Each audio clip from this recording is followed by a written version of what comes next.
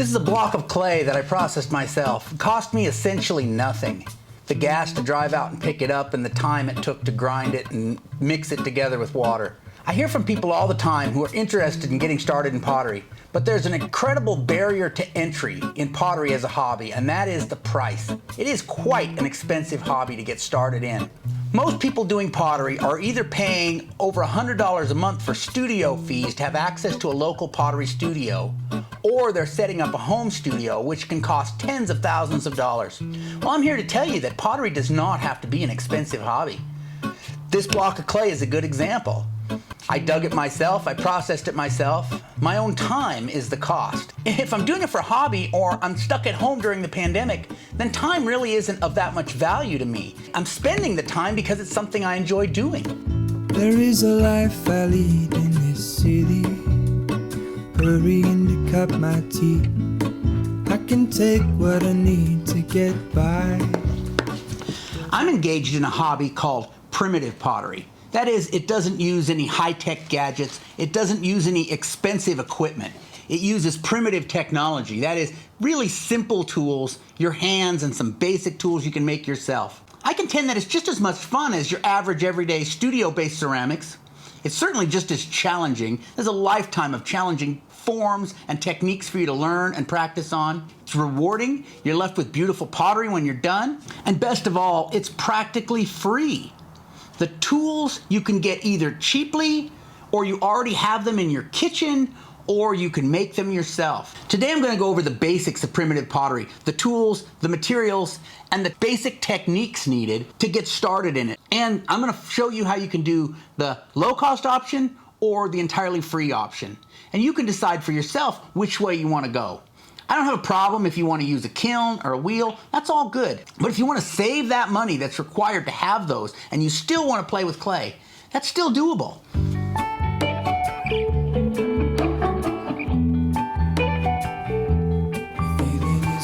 Okay, let's talk a little bit about tools. Most of the tools you need probably are already in your house. My primary tool for making pottery is the gourd rib, which I make myself from gourds.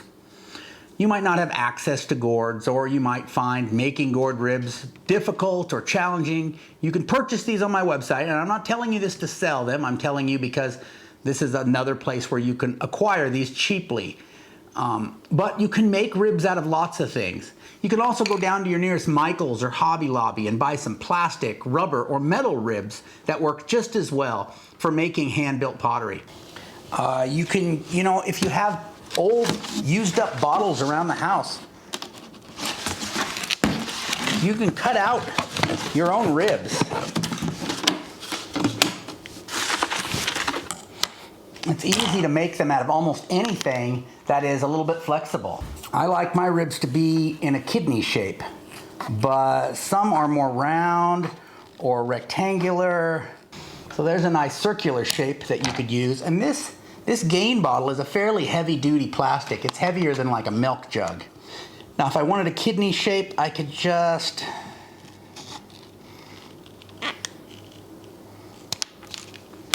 and there you go. Now you might take a little time to refine the shape, but that would work for making pottery. Now, after my pottery is formed, I generally scrape it down to smooth it and to thin it. I like to use a deer rib bone, which is another thing that you can get free or very cheaply. I bought this and several others like it at the Tucson Gem and Mineral Show a few years ago. But if you're a hunter, you have access to deer ribs. You may find them on the side of the road where they've been hit by cars. You may find them while out hiking. Keep your eyes open, things like this, but you don't have to have a deer rib bone. You could use a butter knife, which you probably already have in your kitchen. Another thing that's great for scraping pottery is a credit card. That sharp edge, and you can kind of bend it so it curves, scrape the pottery with that. Sky's the limit. Think about what you have that has that sharp edge and use it. Now, when I'm forming pottery, I use a pookie for the base. That kind of shapes the base of the pot to be rounded, and it keeps that rounded surface while I work on it. I make these myself from clay that I've dug, and I fire them myself, but you don't have to go that route if you don't want to.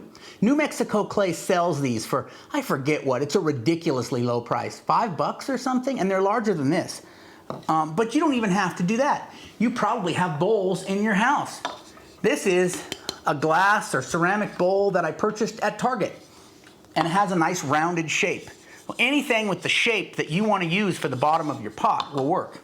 Now, if I stick clay in this bowl, it'll stick good because this is not a porous surface the way earthenware is. So all I do is take a cloth, a piece of cotton cloth, this is an old handkerchief, and I just place it over there, and then I put the clay in that. That way when I'm done, I can just lift it right out because the clay won't stick to the pot. The clay will stick to the handkerchief, but I can peel the handkerchief off the bottom of the pot. So that works pretty good. I have stone tools that I use for cutting the clay, like trimming the rim and those kind of things that have been made for me by a friend of mine who is a flint knapper. And those are great for doing it the authentic way the prehistoric people did. But you don't have to have, you can use a steak knife. After I form my pottery and I'm polishing it, giving it a smooth surface, I use stones, smooth stones, to polish the pots. Now, this one I got for free at the beach in California. I'm sure there's some place near you, even if it's not at a beach, maybe at a river, where you can find smooth stones or pebbles to use for polishing pottery. This one is glassy smooth. This is a lapidary stone. It's been tumbled. I bought this at the Tucson Gem and Mineral Show.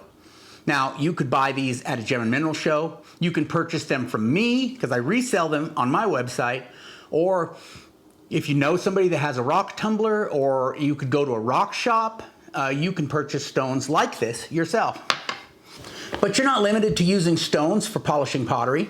I know people that use the back of spoons, which are just as rounded and smooth as a stone. I know people that use push rods from engines. Anything that is hard and smooth can be used to polish pottery. Now, when it comes to a work surface, I can use my kitchen countertop. That's great. I don't have to have a dedicated studio space. I have a workbench out in my studio that has a plywood top, which is great because it's a little bit porous, keeps the clay from sticking to it. This granite countertop, the clay would stick to it pretty good if I put it on here. So it helps to have a porous work surface. You can use a piece of plywood. You can go down to Home Depot and get just a little square of plywood for a couple of bucks. Or concrete board, cement board they call it. That works good. Or a piece of drywall even. Anything that's a little bit porous is a better work surface for your clay because then the clay doesn't stick to it that well. So right here at home, without spending any money, I can grab a bowl out of my cupboard. I can make a scraper out of a used bottle. I can polish my pottery with a spoon. I have all the tools I need right here to make pottery. And I don't have to spend a nickel. I don't even have to go anywhere. Feeling is all gone.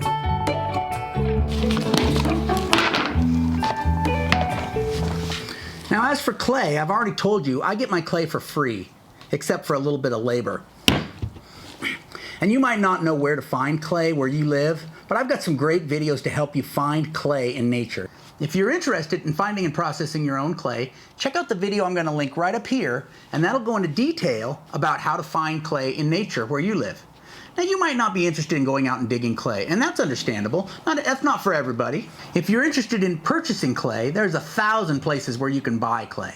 There's probably a ceramic store in your community, or a craft store like a Michael's or a Hobby Lobby that sells clay, or you can order it on the internet. So you can go out and purchase clay. Clay isn't extremely expensive. Now, a lot of people spend a lot of money on glazes.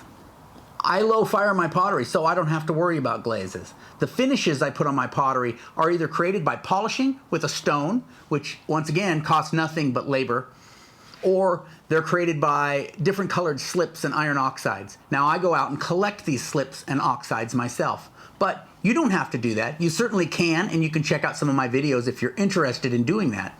But if you're interested in just purchasing your colors, you can do that too.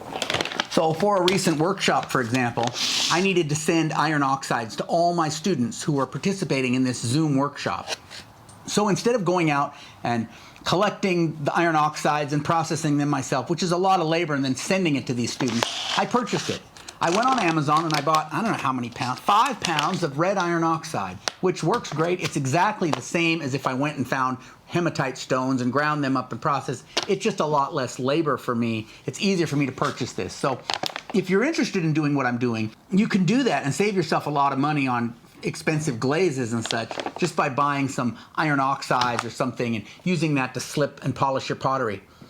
If you're interested in learning how to hand build, I have a lot of videos that go into coil pottery making and slab building and these kind of things, hand building pottery, that you can check out for free on YouTube. I also have master classes that are available on my website. These are video-based workshops that take you through the coil building process step by step and will teach you the whole process of building pots this way. This is the kind of pottery you can build at home on your kitchen countertop without spending a lot of money on materials. If you're really interested in learning hand building, I also have the Ancient Potters Club, which is a membership. It gives you access to all of the master classes as well as extra lessons on building certain types of forms and weekly 1-hour live stream workshops in which everybody can participate over Zoom. So those are all on my website if you're interested in that. I'll put the link down in the doobly-doo in case you're interested.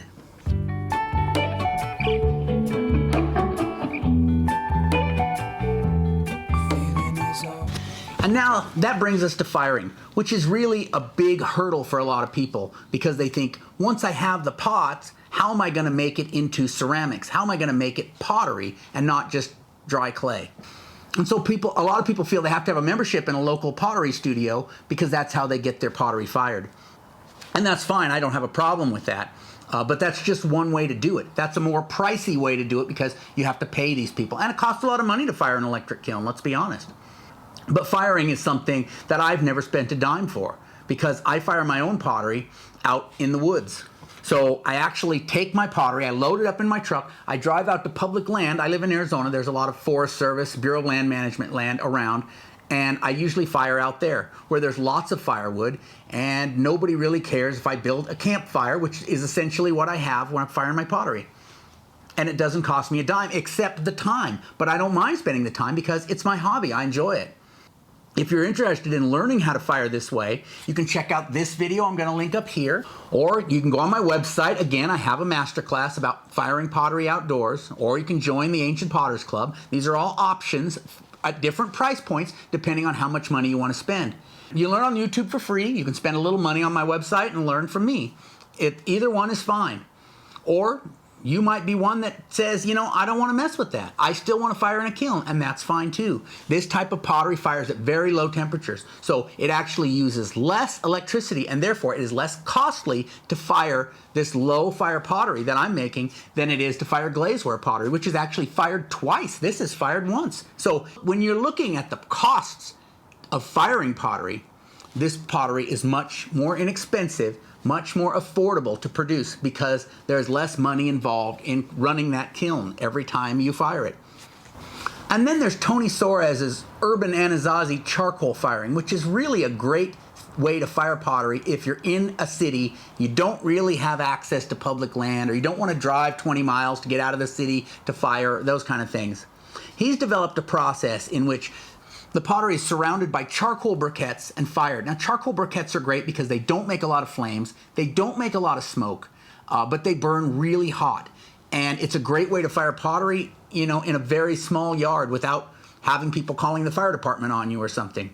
I'll put the link to Tony's process. He has a YouTube video about it down in the doobly-doo in case you're interested in checking that out. I recommend it if you're in a city and you don't have access to public land, but you do want to do some firings like this.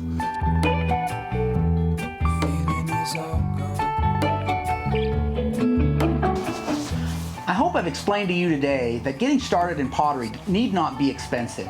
And especially if you're just wanting to test out the waters, if you're just wanting to see if it's something you might be interested in, you can try it out. You can get started without spending a lot of money. And then later, if you think you like it and you want to spend more money, you certainly can. If you like this video and you learned something from it, do me a favor and give me a thumbs up. If you'd like to learn more about do-it-yourself pottery tools, check out this video over here, which is going to go into more detail on that. Thanks for watching. I'll catch you next time.